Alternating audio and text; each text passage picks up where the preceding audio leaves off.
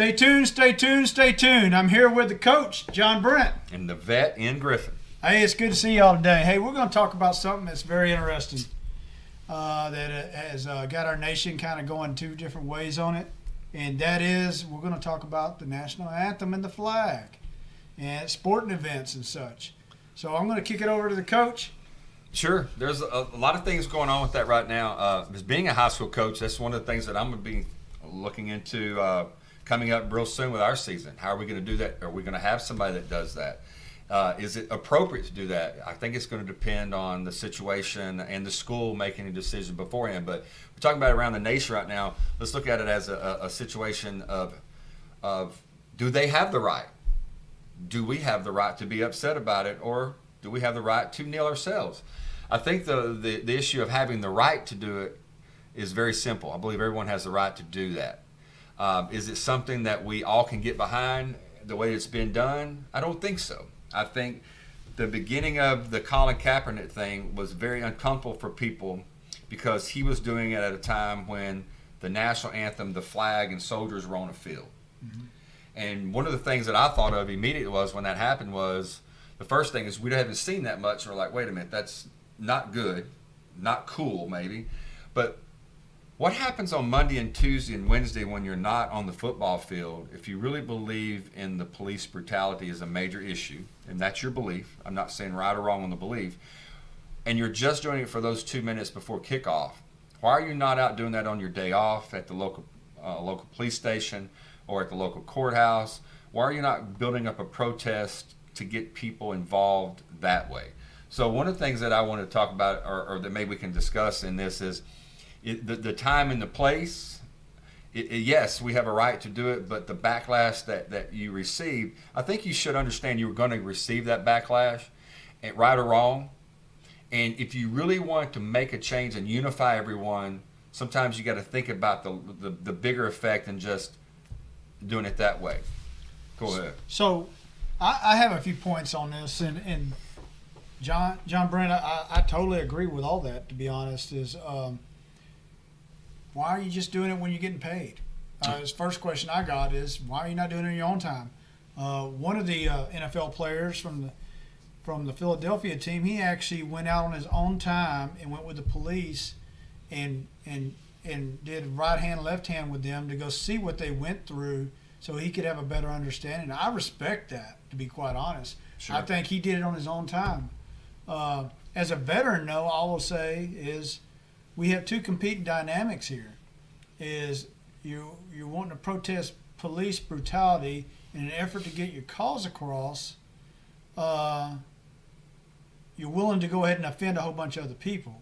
And a whole bunch of other people want to stand up for the national anthem and support the flag because either they served or they had relatives that served, or like myself, I've had comrades who pass away defending that flag. And we understand what it's like when that flag is presented to one of their loved ones in their absence. When I retired, one of the things I said was, hey, I got the flag.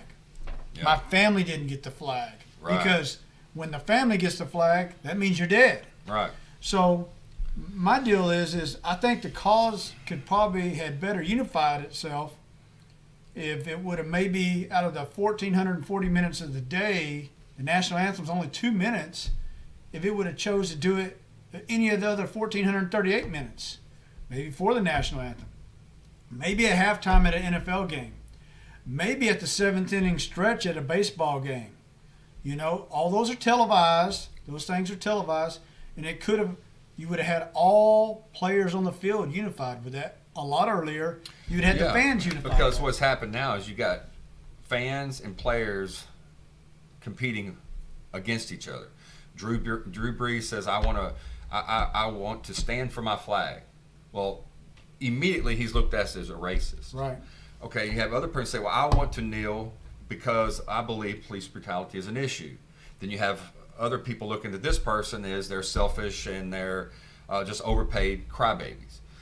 How could you bring the narrative together from a Drew Brees and from a Colin Kaepernick? How could those two narratives come together and really make a change? I don't think anyone looked at it that way. I think, well, we have a right to complain and we have a right to stand.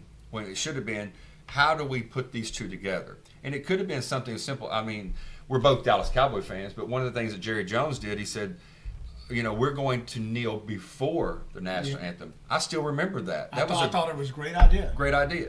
So let's say we want to bring awareness to something. Let's do it before the national anthem.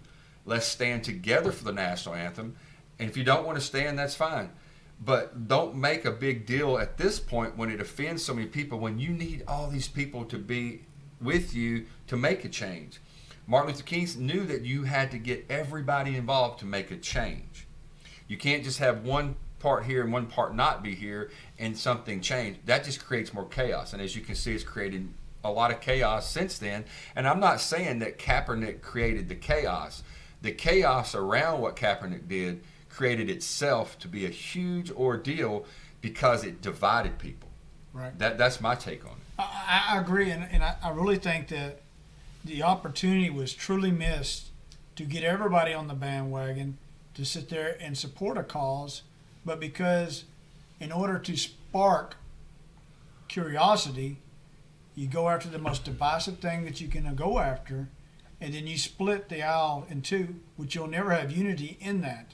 Did you really want there to be a solution, or do you just want to highlight a problem? Exactly. Because that's one of the things that we have today in our nation is they have all these issues, and you have, I believe in this, and you believe in that, but we can't speak to each other, and we don't talk about it. We don't have a dialogue. Without a dialogue, you're not going to come up with an answer. So if you have your side and I have my side, then there's going to be these clashes, and it's going to be clashed over advertisements of Nike, or it's going to be over football or baseball or whatever. I don't want to watch baseball. I don't want to watch football. I'm for football because they are. Where is the dialogue? What is the solution?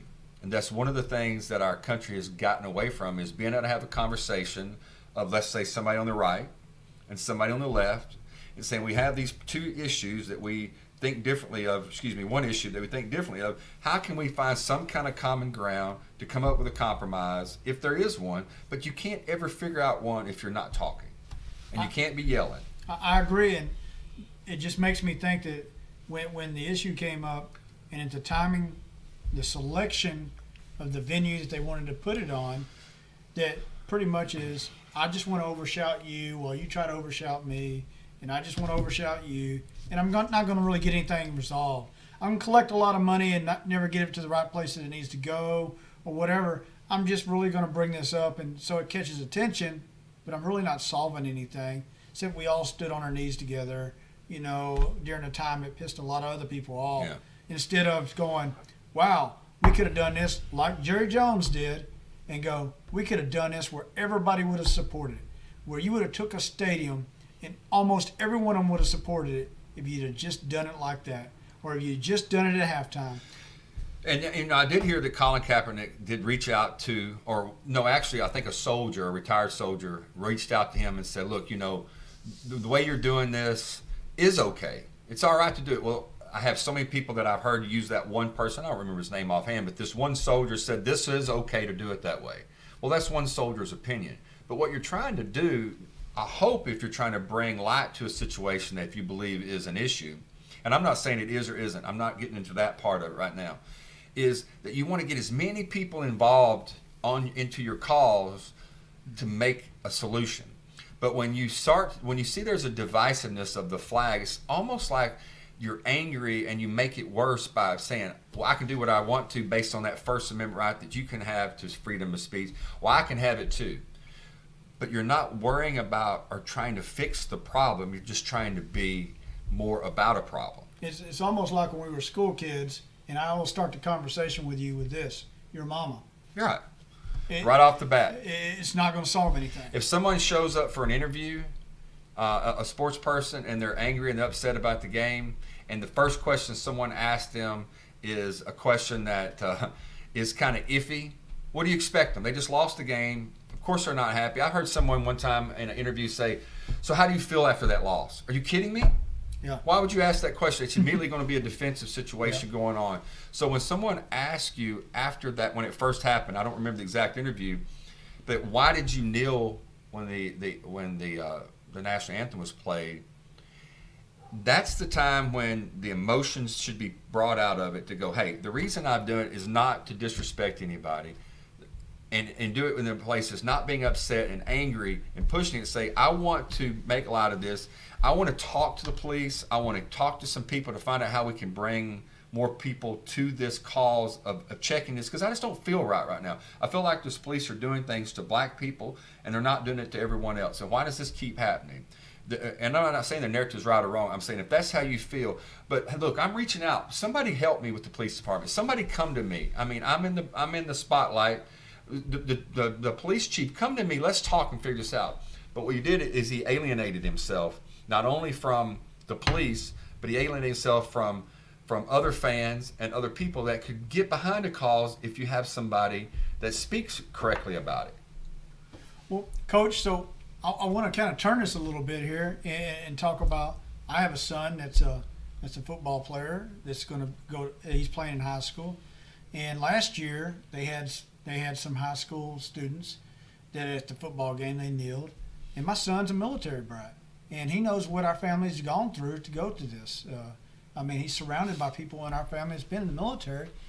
You know, is he going to be alienated? Is he going to have peer pressure that he has to conform, to this? Or will the coaches say, hey, this ain't how we do business. If you want to do that, you do that before, you do it after, whatever. I don't know. It's going to be a tough year because the issue has gotten to be more, I wouldn't call it complicated. It's got to be more of a situation where it's almost people are being canceled if they don't jump on a certain way.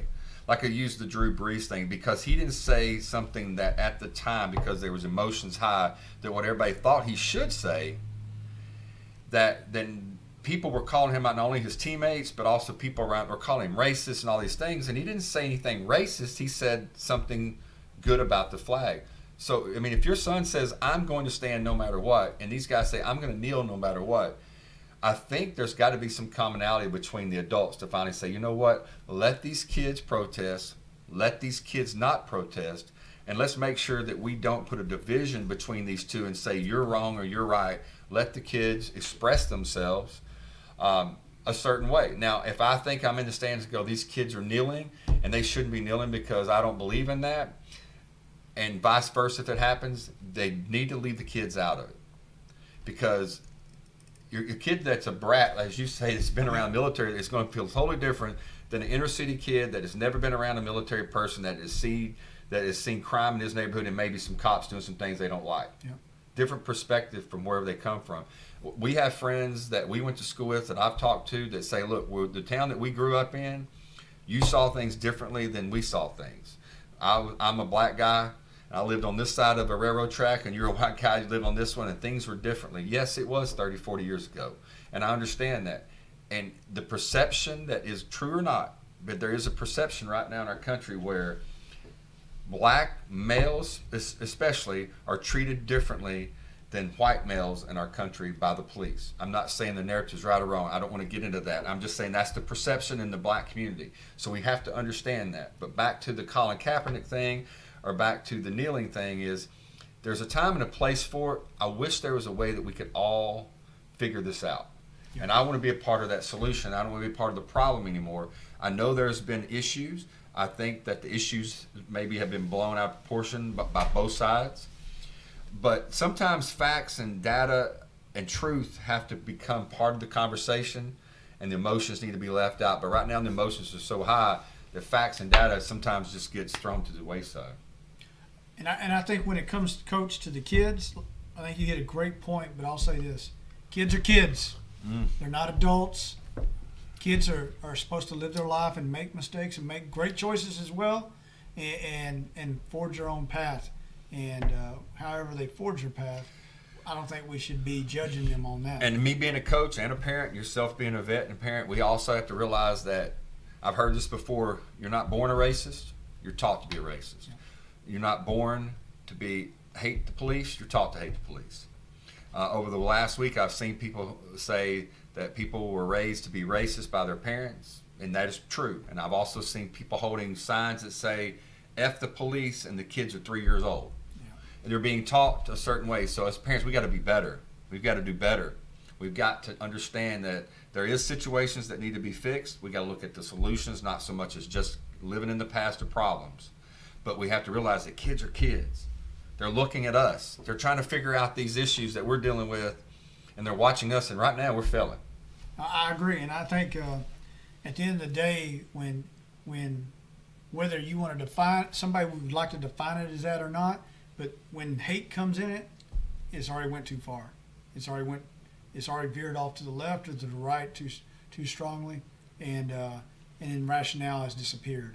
And as long as that comes in the equation, so pushing the hate away from it, just like the kids that are 3 years old carrying around these signs, that came from hate. It didn't come from anything else, So, but I think that's a good topic, and I think it could be done a lot better, and I think a lot more people would be on the cause if we just all sit there and took 5 minutes and go, maybe we should strategic think this thing and just put it at this time here, and not offend everybody. But I do not think that an effort to cause attention or to get some support is a justification for offending everybody else.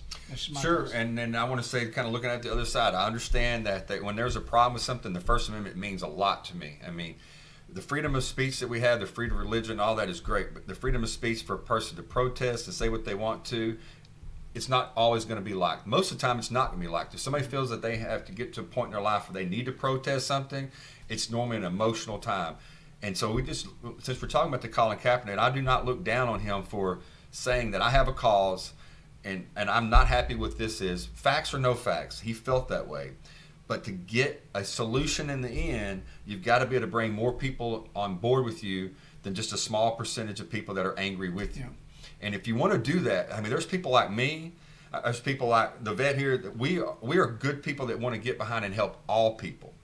And by doing that, I've told somebody just recently, if you want to show me something that something's going on in 2020, I'll go grab a sign and I'll stand beside you and I'll walk. If there's a problem with something specific that's racism or something that's specific that's an injustice, man, I'll pick up a sign and walk with you. But it can't just be the narrative, well, it's been happening, I need examples and we need a situation and I'll walk with you.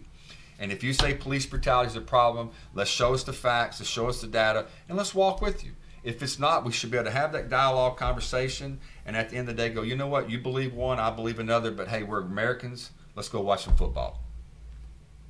Well, so I'd just like to say stay tuned to not only us, but stay tuned to society, so that keeps you informed and keeps you better educated and makes you a better American. So maybe it'll ring out in your head from time to time this week. Stay tuned, stay tuned, stay tuned. All right.